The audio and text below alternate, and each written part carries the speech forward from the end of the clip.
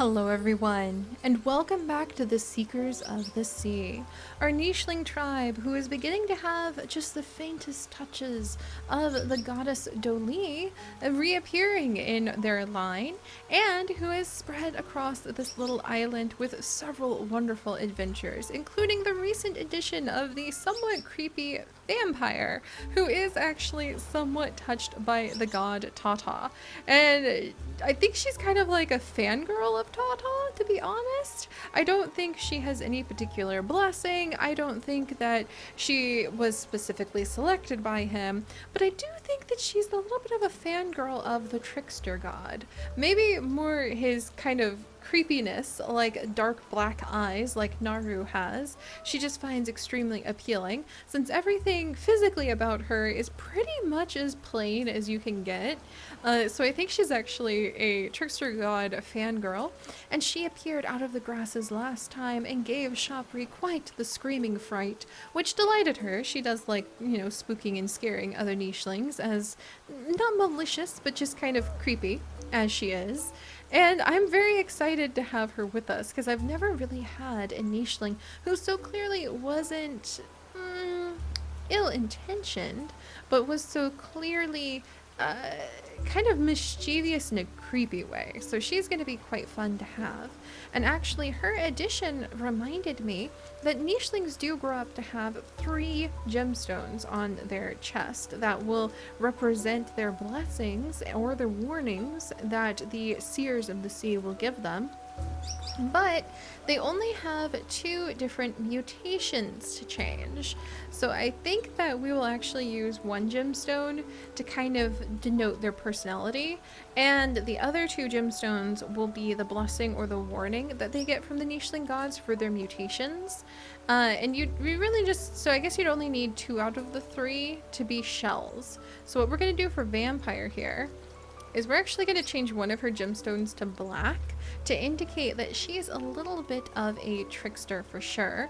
And then for Naru, we're actually going to change one of his gemstones to green because he is very peaceful. He's just kind of, well, I guess green means it's a good blessing. Blue means that, okay, I'm going to have to think about this when I can actually see what colors they are. But we will start using the middle gemstone to denote personality more than noting like if it was a warning or not. So I'll have to think about how we'll do that, but it'll be quite fun. But alright, meanwhile, we do have Bawave standing here next to his mate Shopri and looking critically over this patch of water and deciding that it is about time for him to dive in and see what could be lurking in there.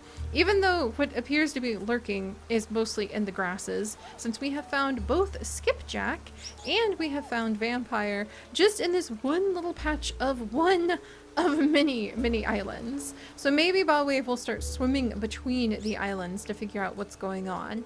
In fact, I hope the other nichelings can make it between the islands without too much trouble. He might have to teach some of them how to swim. But alright, let's carry on right where we left off last time. Be sure to see the previous adventure if you would like to know exactly what's happening for the story, and check out the video description if you would like to see our guidelines. And let's carry on. I could have sworn I just heard something splashing, so I think we're going to go ahead and allow Bawave to dive into the waters to see what could be found. So off he goes. What do we see? Nothing just yet, but having him swim about will be a really good thing. Meanwhile, Shopri will resume her usual position, kind of cooing. Well, we'll also let her kick this tree, because I think she might like the nuts that Skipjack can collect. But she's going to be cooing over the waves and waiting to see Bawave jump out like a bright red dolphin, I suppose, and be able to just sigh wistfully over his appearance. And meanwhile, I do believe that Naru, actually with his derp snout and with his black eyes, has just got himself a bit of a fangirl.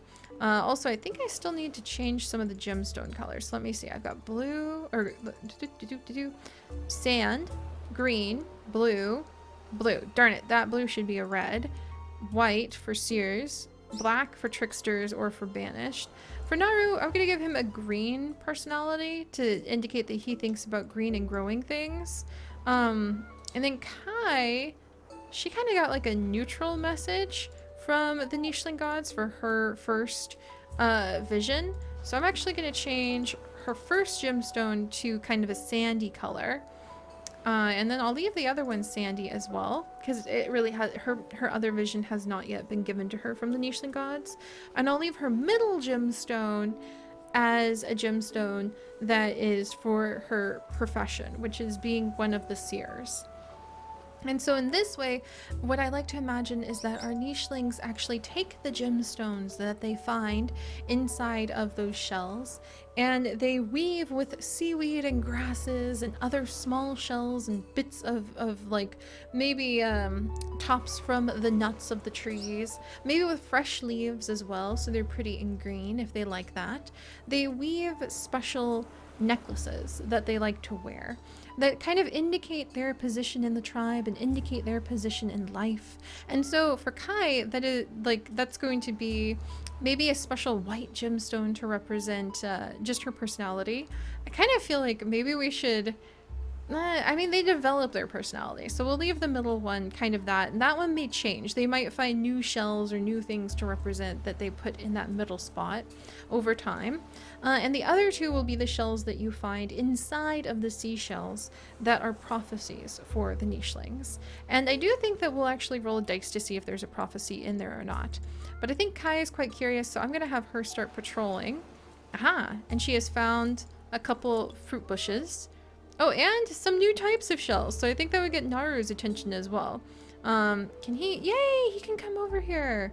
So I'm gonna have him come over, and he's gonna suspiciously study this new mysterious rock. It is a green rock. What does this green rock do? Is that everybody? Nope. And then meanwhile, Naru has his new vampire fangirl, and she's gonna, let's see, what is she gonna do? Probably, I think she'd be fascinated with this termite mound amongst other things, but she can't really eat from it. And Naru, there we go. He would really want to collect up the food, but he would be keeping a wary eye on this somewhat creepily. Like, I feel like she would just kind of smile really creepily and just follow him around, and Naru would be glancing over his shoulder constantly. So we'll have to see how that relationship's gonna work out. But alright, let's see. What do we have? Alright. We have got Shopri with 2 days left in her pregnancy. So I think she's going to diligently... Ah, she built a... You couldn't decide which nest you wanted, Shopri? Honestly. Uh-oh. Who got bleached? Who got I think a leech just tried to get to Nari. Not gonna work. Nari has toxic body, so that's just gonna pop off like no problem. But it appears Shopri wanted to make multiple nests. I guess she just can't decide where the best spot for all of the many children that she will no doubt have with Bawave could be. And Skipjack is going to go ahead and enjoy eating these shells. So he's just the little nuts. So he's going to jump around doing that. And then I think that we might actually have Vampire try to eat these termites. What unlocks things to do with termites? Sticky tongue? Collecting insects and spending time in a hot climate unlocks sticky tongue. And bat head. Oh my gosh. Vampire, you have to be able to get bat head. That would be so thematic for her. All right, I'm gonna let her go ahead and try to get those insects. Does that count? Oh, that does count towards trying to get insects. Wonderful. All right, and then Naru will gather up food. Like I said, diligent. And the food stores are starting to go down now that we have so many nichelings. So he is aware of that.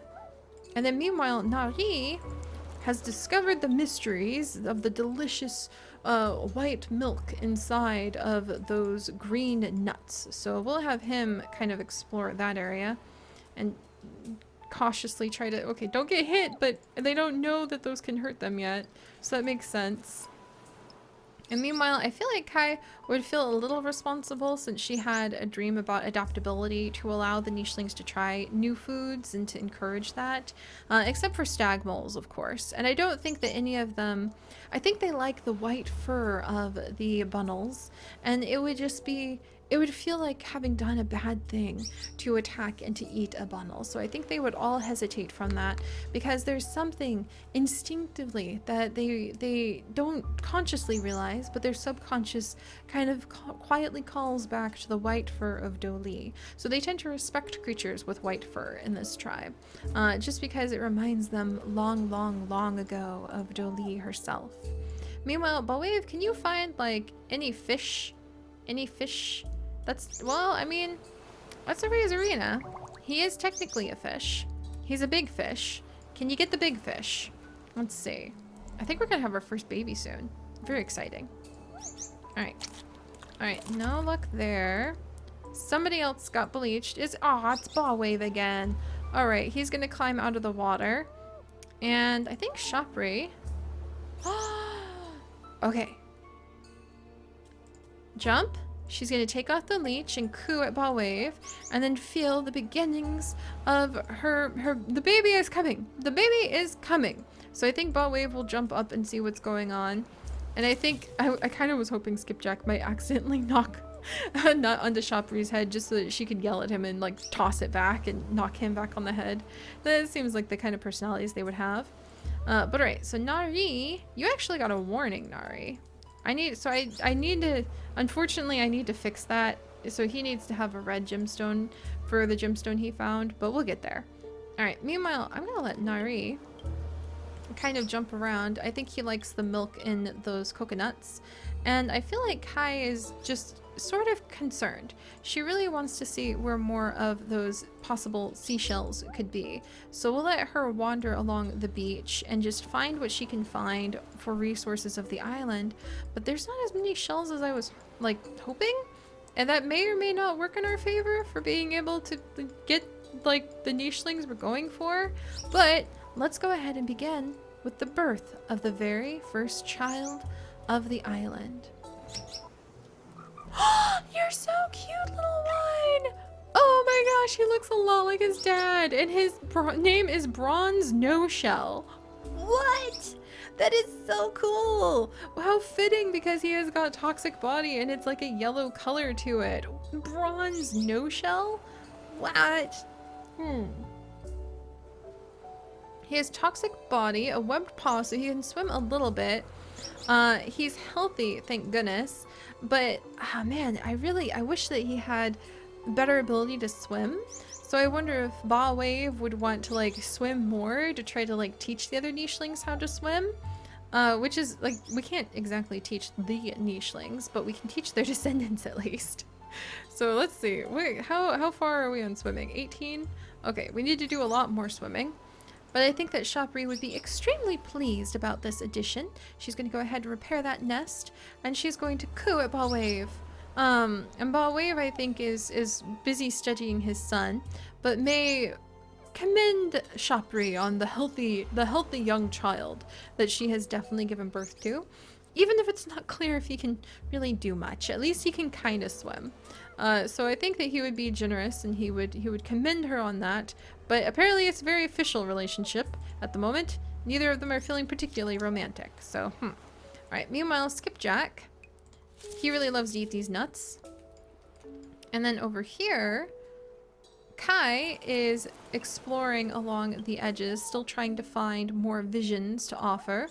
We're going to go ahead and let Nari gather up this shell. We haven't unlocked anything else, unfortunately.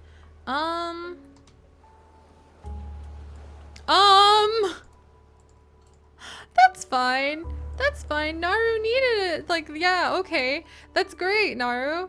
You're surrounded on both sides by extremely creepy things. On the one side, you have a fangirl of Tata who keeps going, I like your eyes. And on the other side, you have a peaceful bear. This is fine. This is totally, you can handle this. You can handle this, Naru. Deep breaths. You've got this, buddy. No panicking. It's all gonna be okay. I'm sure. We're gonna offer the peaceful bear some nesting material. I can only imagine Naru was just like holding a bunch of pieces of grass and the bear kind of stared at it and Naru like hesitatingly reaches out and's like, do you want these? Okay then. And I don't think he'd want to move just yet because he'd want to know what's in the area. But I think he'd like kind of grab a bit of food just in case maybe the like creepy thing is hungry, and then he turns around for support from Vampire, and she's just like creepily trying to lick termites off of her claws. Poor Naru, he has really, his responsible self has gotten himself into quite the situation here. This is amazing. Wow. Okay, meanwhile, Nari, I feel like he'd really want to support his brother. He is actually really well-rounded. I wonder if that would be very attractive to Kai, because he also has a bit of the seer within him, and he is very well-rounded. And the seers did tell her she should think about having, guiding the tribe to being well-rounded and trying out many new things. So we'll have to see on that.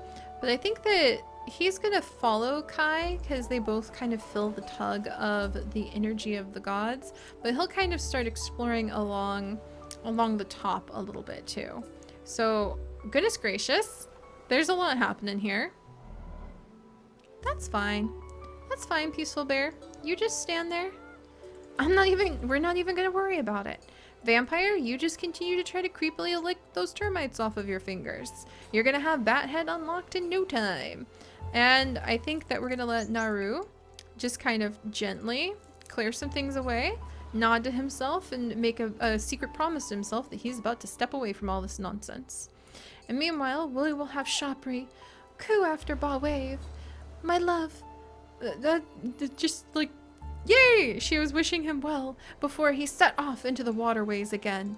And Ba Wave, leaving behind a young son who will no doubt grow up strong and learn how to swim, whether he wants to or not, is going to dive back into the ocean and see what he can find, like wrestling with that Razorina. Alright, then we'll have Skipjack jump about. He might clear some things out of the way too. Shopri is now heavily pregnant again, so she's going to keep an eye on little Bronze No Shell, who will, I think he'll come and play with Skipjack in just a second.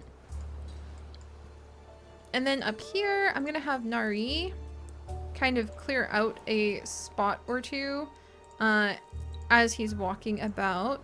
And Kai is going to continue to search for the shells and do a little bit of gathering and maybe smile as the white fur of the bundles runs by. And I wonder if they're going to start thinking they need to explore another island. Like, I feel like Kai really is beginning to feel the pull towards all of the prophecies waiting to wash up on the shore and to be shared with her. And I do feel that Naru is beginning to feel the creepy pull of being surrounded by extremely creepy things. This is amazing. But alright guys, if you could, do please leave a like to toss perhaps a termite for our creepy vampire Nicheling to enjoy. If you would like to join us on this and literally thousands more adventures, do please consider subscribing. But most importantly, my friends, stay curious, and I'll see you next time. Bye bye!